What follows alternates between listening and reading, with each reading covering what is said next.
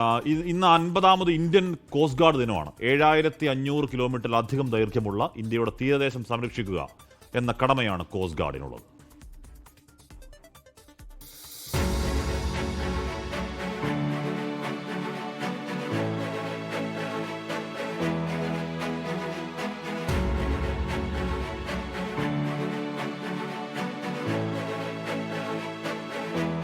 അറുപതുകളിൽ കടൽമാർഗമുള്ള കള്ളക്കടത്ത് ഇന്ത്യയുടെ ആഭ്യന്തര സമ്പദ് വ്യവസ്ഥയ്ക്ക് ഭീഷണിയായ സമയത്താണ് അതിന് തടയിടുന്നതിനായി ഒരു സേന ആവശ്യമാണെന്ന് നാഗ് ചൌധരി കമ്മിറ്റി കണ്ടെത്തുന്നത്.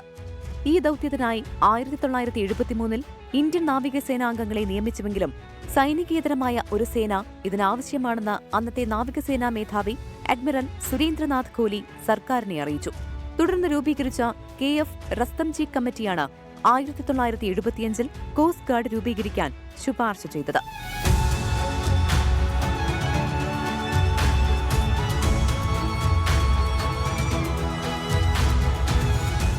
1977 ഫെബ്രുവരി 1 2 ഫ്രിഗേറ്റുകളും 5 പെട്രോൾ ബോട്ടുകളുമായാണ് ഇന്ത്യൻ കോസ്റ്റ് ഗാർഡ് പ്രവർത്തനം തുടങ്ങിയത്. ഇന്ന് തീരസംരക്ഷണ സേനയിൽ 151 കപ്പലുകളും 76 വിമാനങ്ങളുമുണ്ട്.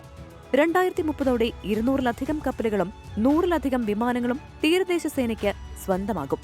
ഈ വർഷമാണ് ഇന്ത്യൻ കോസ്റ്റ് ഗാർഡിന്റെ ഏറ്റവും വലിയ കപ്പലായ സമുദ്രപ്രതാപ് കമ്മീഷൻ ചെയ്തത്.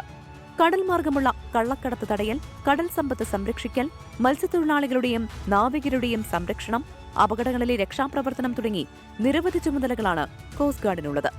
580 കിലോമീറ്ററിലധികം ദൈർഘ്യമുള്ള കേരളത്തിന്റെ തീരപ്രദേശത്തും കോസ്റ്റ് ഗാർഡ് നിരീക്ഷണം ശക്തമാണ്.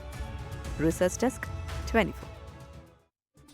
ലോകത്തെവിടെയായാലും ഏത് സമയത്തും 24 വാർത്തകളും ഓഗ്മെന്റഡ് റിയാലിറ്റി പാക്കേജുകളും എക്സ്പ്ലെയിനറുകളും വിശദമായി കാണാൻ ഞങ്ങളുടെ യൂട്യൂബ് ചാനൽ നിങ്ങൾക്ക് സബ്സ്ക്രൈബ് ചെയ്യാം.